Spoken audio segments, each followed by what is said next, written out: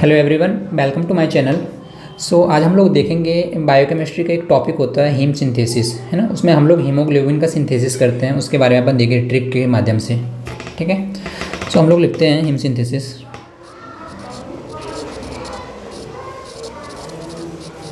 Haem synthesis, ठीक है। अब देखो, सबसे पहले अपन को जानना होगा जो हीम सिंथेसिस होता है वो कहाँ पर होता है, तो हम लोग उसका लिखेंगे साइट।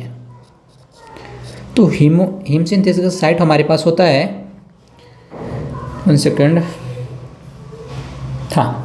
हीम सिंथेसिस का साइट हमारे पास होता है माइटोकॉन्ड्रिया में होता है, एंड साइटोप्लाज्म में भी होता है, और हमारे पास होता है erythroid precursor cells, erythroid precursor cell in bone marrow.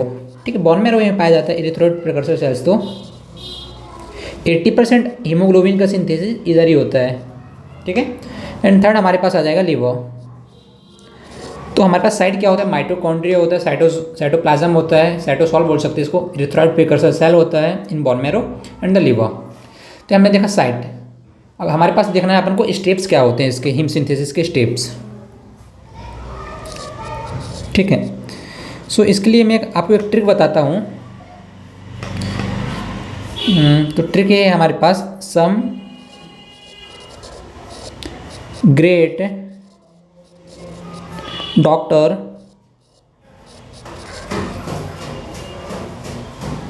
palpate heart under cover produce pure heme। देखो हमारे पास ट्रिक क्या है, some great doctor palpate heart under cover produce pure heme. ठीक है, अब देखो स्टेप्स में अपन इसी हिसाब से अपन को लिखते जाएंगे कंपाउंड्स का नाम, है ना। हमारे पास आ जाएगा, 1 मिनट, कौन सा कलर यूज़ कर लूँ, ये वाला। ठीक है, देखो एस से आ जाएगा हमारे पास सक्सिनिल कोएंजाइम ए,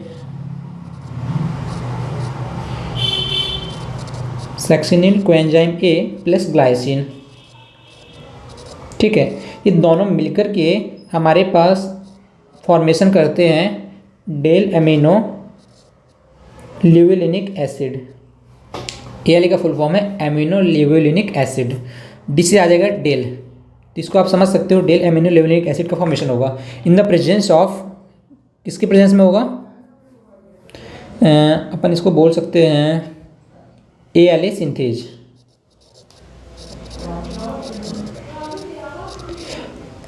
एमिनो लिवोलिनिक एसिड सिंथेज, इसके प्रेजेंस में हमारे पास डेल एमिनो लिवोलिनिक एसिड का फॉर्मेशन हो जाता है।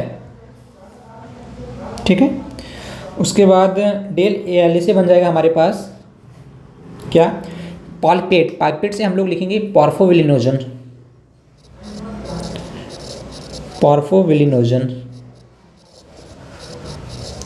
इन द प्रेजेंस ऑफ ALA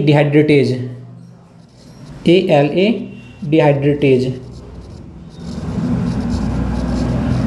इस एंजाइम के प्रेजेंस में हमारे पास डेल एमिनो लिवोलिनिक एसिड से वाटर निकलेगा यहाँ से, और हमारा फॉर्मेशन हो जाएगा पॉर्फोविलिनोजन का।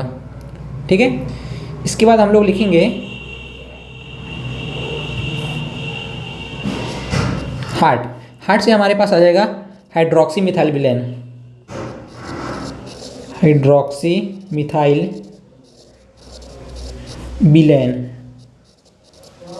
HMB। किसके प्रेजेंस में ये होगा बताओ, ये हमारे पास होगा HMB synthase.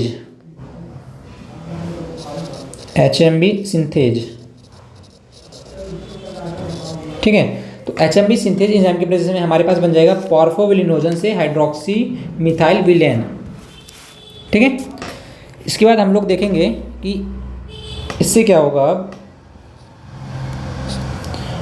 Hydroxy methyl villain HMB से अंडर, अंडर से हमारे पास आ जाएगा, यू से आ जाएगा हमारे पास यूरोपोर्फोविलिनोजन। यूरोपोर्फोविलिनोजन नहीं होगा, यूरोपोरफायरिन होगा।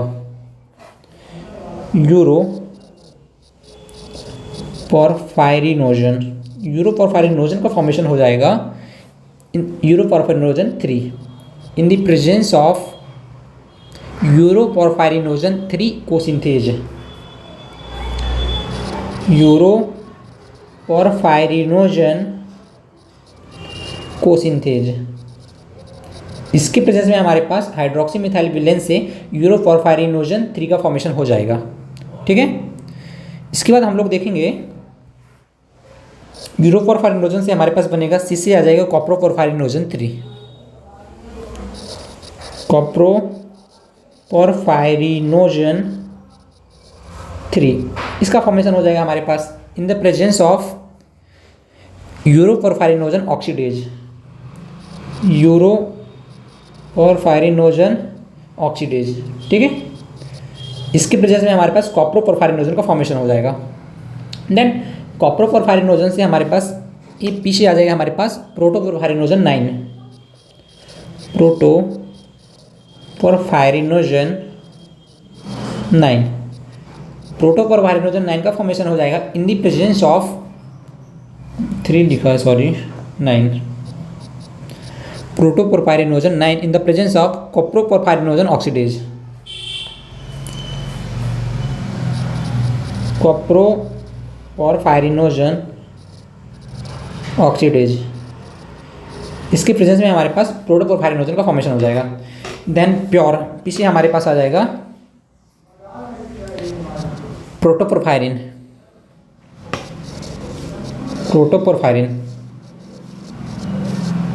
देन प्रोटोपोरफायरिन से हमारे पास फॉर्मेशन हो जाएगा हीम का। जो प्रोटोपोरफायरिन का फॉर्मेशन हुआ उसके लिए एंजाइम रिस्पॉन्सिबल होता है प्रोटोपोरफायरिनोजन ऑक्सीडेज। प्रोटोपोरफायरिनोजन ऑक्सीडेज, इसके प्रेजेंस में प्रोटोपोरफायरिन का फॉर्मेशन हो जाएगा। प्रोटोपोरफायरिन से हीम जब बनेगा तो अपन को जो एंजाइम की रिक्वायरमेंट होगी वो होगा फेरोचिलेटेज।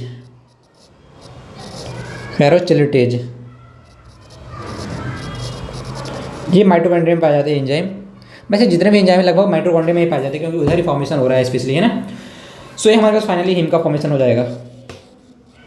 तो उम्मीद है आपको ये ट्रिक भी समझ में आई होगी और आपको ये पाथवे भी समझ में आया होगा हीम सिंथेसिस का। देखो यहाँ पर जो ALA सिंथेज होता है ना, ये हमारे पास रेट लिमिटिंग स्टेप होता है, ये एंड रेगुलेटरी स्टेप होता है हीम सिंथेसिस का, ये वाला।